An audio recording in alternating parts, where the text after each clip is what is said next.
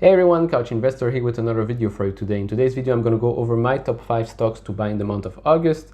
Some of them I already covered on this channel, such as Pinterest and Lemonade, but some others I feel that are very interesting, especially Apple and Microsoft right now with the current events that are happening, and eBay that is very under the radar as an e-commerce stock. So stay tuned for that. If you haven't subscribed yet, maybe now is the time to hit that subscribe button. And if you like these videos, maybe leave it an early thumbs up, as it really helps me out grow the channel and get my videos out there to more people. So without further ado, let's dive into this. All right, so let's first start with the two biggest stocks. So first up, Apple. Apple reported amazing earnings, and that's why the stock actually blew everyone out of the water on Friday. The stock surpassed its all-time highs. It's now at $425. We're gonna look at the charts in a bit, but they also announced something very interesting, and that's something they already did, I think, 5 times in the past, and that's a stock split. The reason they're splitting the stock, they're saying, is so that retail investors could buy in their stocks. Now, I know a lot of you will say, yeah, but you could buy fractional shares right now. Well, not everyone has access to brokers or websites that offer fractional shares. Some people still use the maybe outdated method by buying every time a whole share. So right now, let's say the stock is at $400. By the end of August, each stock will be worth $100. So if you have one stock worth of $400, by the end of August, you'll have 4 shares of Apple stock. Now, one of the reasons I think it's a good time to buy Apple stock is not only because of the stock split, but also because of the strength they're showing during the pandemic. Sales have gone through the roof, and that's something not a lot of people would have expected from Apple. iPhone sales might have been down a bit, but still a lot of people would have thought that everything else would have been down as well. Mac sales, iPad sales have all increased during this last quarter. We're going to look at the numbers right now. So as we can see, the revenue segments, one of the main reasons why the stock and the earnings report blew everyone out of the water, well, is because, first of all, even during the outbreak of pandemic, they reported almost the same amount of revenue for iPhones as they did in the last couple of years in Q3. Actually, iPad revenue grew from 4.3 billion to 6.5. MacBook revenue grew from 5.3 billion to 7 billion. Services decreased by just $0.2 billion, and then the other segment actually increased a bit, same thing, by $0.2 billion. Now let's look at the graphs. Right, so as we can see, since its lowest point in March, the stock actually followed the uptrend line perfectly up until this point. So if you bought it right here under the uptrend line, you actually are sitting at almost 20% profits right now. This gap right here is big, but I don't think it will get filled anytime soon, especially not with the stock split coming at the end of the month or so. Stock split on August 24th, and the actual price change of the share in the market will happen 1 week after that, August 31st. Now, usually what happens with Apple stock price after they announce a stock split, the price usually goes up until the day the stock split actually happens. But since there is such a huge gap right here, I wouldn't mind if the stock goes back down a bit to maybe $410 or so. I would be more comfortable buying into the stock, but then again, it's a $10 to $15 decrease, which wouldn't make much of an impact once the stock gets split into 4. So basically, if you buy 1 share of Apple right now at, let's say, $400, you will get 4 shares of $100 when the stock split happen. So eventually, small increases in prices up until the date the stock gets split won't really matter significantly. All right, next up we have Microsoft, another giant in the $1 trillion club, but I think it's still being overlooked because it's not as fancy or bling bling as Apple or Amazon. I think Microsoft is going under the radar. After earnings, people were a bit skeptical about Microsoft. That's why the stock went down a little bit. We're going to look at the numbers in a bit, but there's huge news coming out. Recently, the United States is considering banning TikTok, but Microsoft apparently is in talks with TikTok to acquire all of its United States operations, which would be good for TikTok, but would be amazing for Microsoft to get a chunk of that social media platform player that is usually dominated by Facebook, with Facebook and Instagram and WhatsApp, obviously. So keep an eye out on that deal. Microsoft is still to comment on the news. Obviously, if the deal is going to happen, they won't be saying anything until the day something is signed.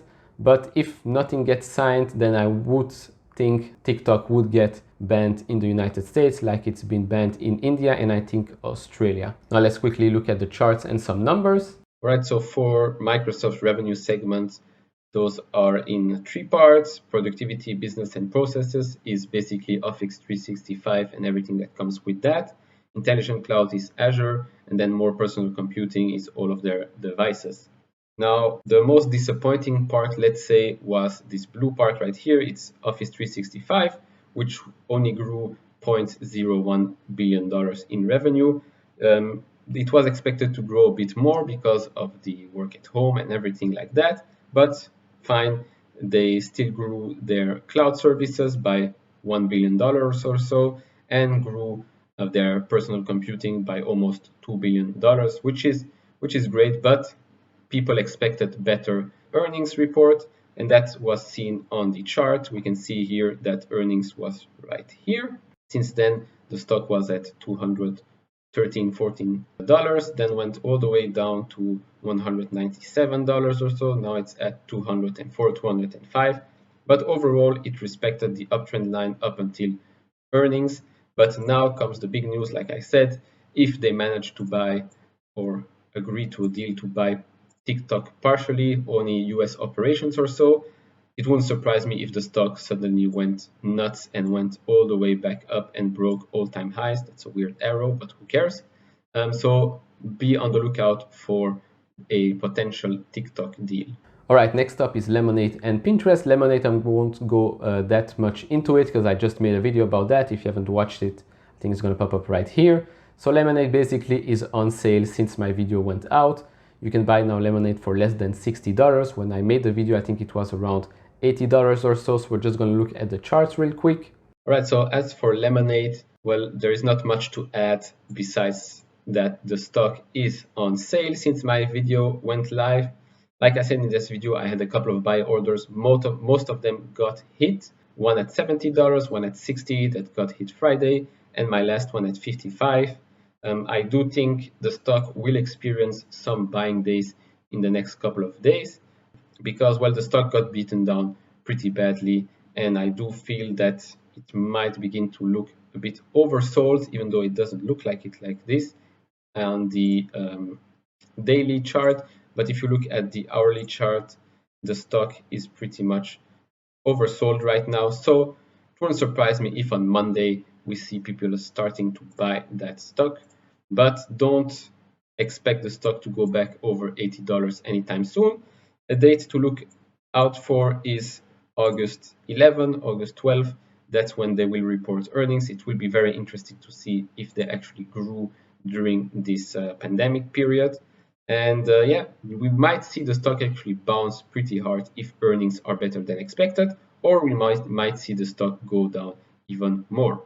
And as for Pinterest, finally the stock gets recognized for the huge potential it has. It grew 30%, well, the stock price increased by 30% on Friday because earnings were that good. User base has grown immensely, and as of now, I think the stock is at $20 billion in market cap or so. I still believe, like I said in my past two videos that are gonna pop up right here, that the stock should be in the hundreds of billions of dollars in the next couple of years. Pinterest is the third biggest social media platform on the planet, and I think is still undervalued because of the huge potential it has in advertising revenue and in the selling aspect. By the way, it has partnered up with Shopify, so now there is an integration in Shopify where you can open, let's say, a catalog of pins on Pinterest, and people can redirect to your Shopify store just by clicking on a couple of pins. So that's just one of the ways how Pinterest is moving and growing in that aspect. We're going to look at the graphs and a couple of numbers right now. All right, so Pinterest, like I said, crazy day we've had Friday. Monthly active users grew even more. They're now at 417 million monthly active users. we can see that, well, revenue is on par with last quarter. Same thing with gross profit, but actually operating income got reduced to minus 104 million. Last quarter was $146 million, so that's a good sign. Net income, same thing, almost going, well, almost by saying almost compared to last year, we're at minus $100 million. But like I said, it's very good to see that their user base is growing each and every quarter. It will be crucial for them in the long term to have a huge user base. And we can see that actually on the graph, which I've made a couple of videos before. I thought the stock would go sideways a bit and then make its way up. I didn't know it's going to make its way up that quickly. So there is a huge gap right here of 32% or so, which is crazy, really crazy to see. But it's nice to see that finally Pinterest gets recognized for the huge potential it has.